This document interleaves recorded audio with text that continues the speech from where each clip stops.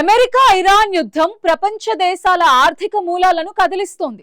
ముఖ్యంగా పాకిస్తాన్ పరిస్థితి ఇప్పుడు మూలిగే నక్కపై తాటిపండు పడ్డట్టు తయారైంది. యుద్ధం కారణంగా అంతర్జాతీయ మార్కెట్లో చమురు ధరలు ఆకాశాన్ని అంటుతూ ఉండటంతో పాక్ ఖజానా ఖాళీ అవుతోంది.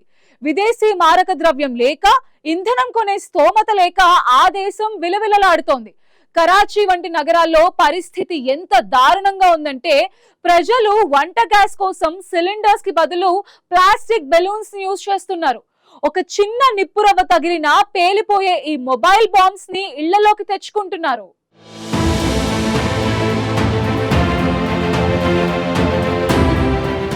అమెరికా ఇరాన్ మధ్య కొనసాగుతున్న ఉద్రిక్తతలు, యుద్ధ వాతావరణం కేవలం ఆ రెండు దేశాలకే పరిమితం కాలేదు.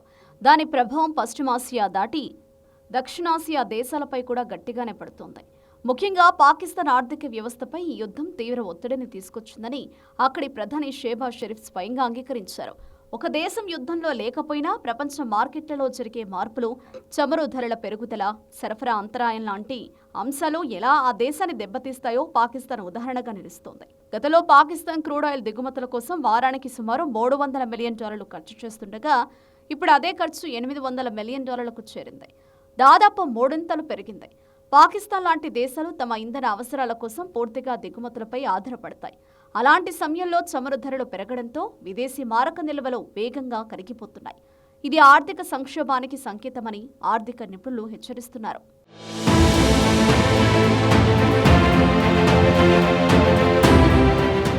పాకిస్తాన్ ఇప్పటికీ ఆర్థికంగా బలహీన స్థితిలో ఉంది. విదేశీ అప్పులు, పెరుగుతున్న ద్రవ్యోల్బణం, కరెన్సీ విలువలు పడిపోవడం వంటి సమస్యలు ఇప్పటికే ఉన్నాయి. ఇప్పుడు యుద్ధం కారణంగా చమురు ధరలు పెరగడంతో పరిస్థితి మరింత క్లిష్టంగా మారింది. చమురు దిగుమతులకు ఎక్కువ డబ్బు ఖర్చు చేయాల్సి రావడం వల్ల ఇతర రంగాలకు కేటాయించాల్సిన నిధులు తగ్గిపోతున్నాయి. దీని ప్రభావం దేశ ఆర్థిక వృద్ధిపై నేరుగా పడుతోంది. ఈ సంక్షోభాన్ని ఎదుర్కొనేందుకు పాకిస్తాన్ ప్రభుత్వం ప్రత్యేక కార్యదళాన్ని ఏర్పాటు చేస్తుంది. చమురు వినియోగాన్ని తగ్గించడం, ప్రత్యామ్నాయ వనరులు అన్వేషించడం, సరఫరా వ్యవస్థను మెరుగుపరచడం వంటి చర్యలు చేపడుతున్నట్లు తెలుస్తోంది. అయితే ఇవి తాత్కాలిక పరిష్కారాలు మాత్రమేనని, అసలు సమస్య ఇంకా ప్రపంచ మార్కెట్లో కొనసాగుతుందని నిపుణులు చెబుతున్నారు. ఇక మరోవైపు పాకిస్తాన్ తన పాత్రను కూడా ప్రస్తావిస్తోంది. అమెరికా ఇరాన్ మధ్య చర్చల్లో మధ్యవర్తిగా తాము కీలక పాత్ర పోషించామని, కాల్పుల విరమణ గడువు పొడిగించడంలో తమ కృషి ఉందని షెహబాజ్ షరీఫ్ చెబుతున్నారు. ఒకవైపు యుద్ధ ప్రభావంతో ఇబ్బందులు పడుతున్నా మరోవైపు దౌత్యపరంగా కీలక పాత్ర పోషించాలనే ప్రయత్నం కూడా చేస్తోంది.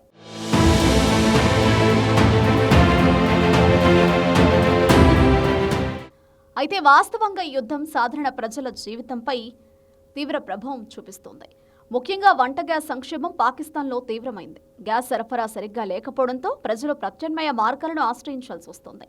ముఖ్యంగా కరాచీ వంటి పెద్ద నగరాల్లో పరిస్థితి మరింత దారుణంగా ఉంది. అక్కడి ప్రజలు గ్యాస్ కోసం ప్లాస్టిక్ బెలూన్లు ఉపయోగిస్తున్నారు. బెలూన్లలో గ్యాస్ నిల్వ చేయడం అనేది పూర్తిగా ప్రమాదకరమైన ప్రక్రియ.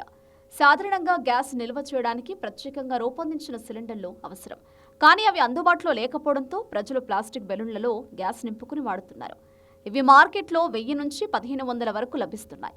గ్యాస్ సరఫరా వచ్చిన వెంటనే వీటిలో నింపుకుని తర్వాత అవసరానికి ఉపయోగిస్తున్నారు. ఈ ఎల్పీజీ గ్యాస్ బెలూన్లు మొబైల్ బాంబుతో సమానమని హెచ్చరిస్తున్నారు. ప్లాస్టిక్ బెలూన్లు ఒత్తిడిని తట్టుకోలేవు. చిన్న నిప్పురవ్వ పడినా లేదా ఉష్ణోగ్రత మారినా అవి పేలిపోవచ్చు. ఇలాంటి పేలుళ్లు జరిగితే ప్రాణ నష్టం మాత్రమే కాదు, పెద్ద స్థాయిలో ఆస్తి నష్టం కూడా జరిగే అవకాశం ఉంది.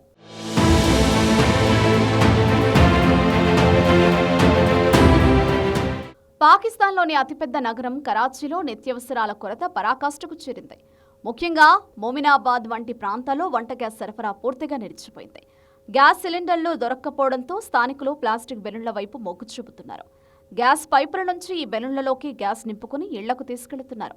అమెరికా ఇరాన్ యుద్ధం వల్ల ప్రపంచవ్యాప్తంగా పెట్రోల్, డీజిల్ ధరలు పెరిగాయి. కానీ పాకిస్తాన్ వంటి పేద దేశాలకు ఇది మరణ శాసనంలా మారింది.